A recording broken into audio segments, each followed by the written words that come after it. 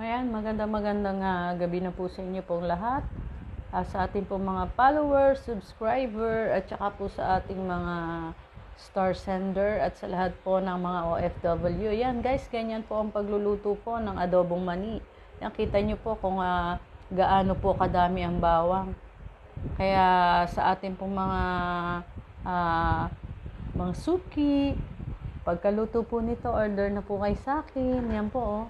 Napakatagal pong lutuin. Kailangan po palutungin muna po natin ang ating bawang. Ayan na po, mga lodi. Golden brown na po ang ating bawang. Kaya atin na po yung hahanguin at susunod na po nating isalang ang ating pong mani. At ayan na nga po mga lodi, naihulog na po natin ang ating mani. Kaya iintayin po din natin yan na mag-golden brown guys. At ayan na nga po guys, golden brown na po ang ating bawang at atin na po itong hinango. Kaya mamaya, intayin naman po natin ay ang mani. Yan lods, nakasalang na po. Kulo po ng kulo. Hanggang sa mag-golden brown na po yan. Pag golden brown na po yan, atin na po yung hahanguin para po timplahan na po natin ng ng iodized salt at saka po lalagyan din po natin ng konting bechin para po yan ay luminamnam.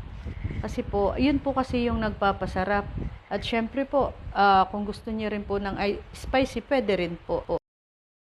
Nahango na po natin ang ating mani at ayan po ay atin na pong titimplahan para po mag-mix na po ang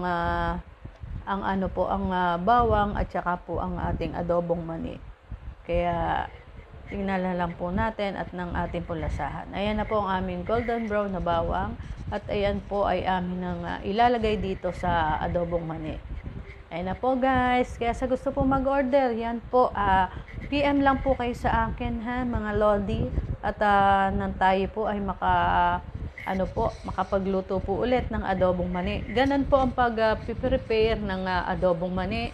Kaya sa ating pong mga kaibigan, sa ating pong mga followers, subscriber, kung gusto mo pong mag-order ng mani, PM lang po kayo sa akin. At ayan na nga po, inilahok na po namin ang ating pong bawang para po ito ay mag-mix na po at sumarap na po ang ating adobong mani. Ayan, kita nyo po guys ha. Ayan, mix, halo. At magpantay ang mani at ang bawang. Ganyan po ang pagluluto po ng adobong mani. Kaya sa ating pong mga kaibigan, PM lang po, order na po kayo mga lodi.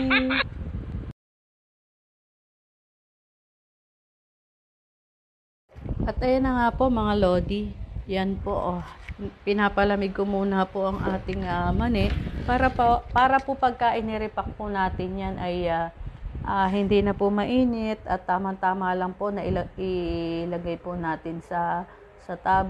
Kasi po pagka po yan ay mainit, po pwede pong malusaw ang tab po natin at saka po yung plastic na pagre-repakan yan po. Napakarami po ang bawang niya, napakasarap po niyan.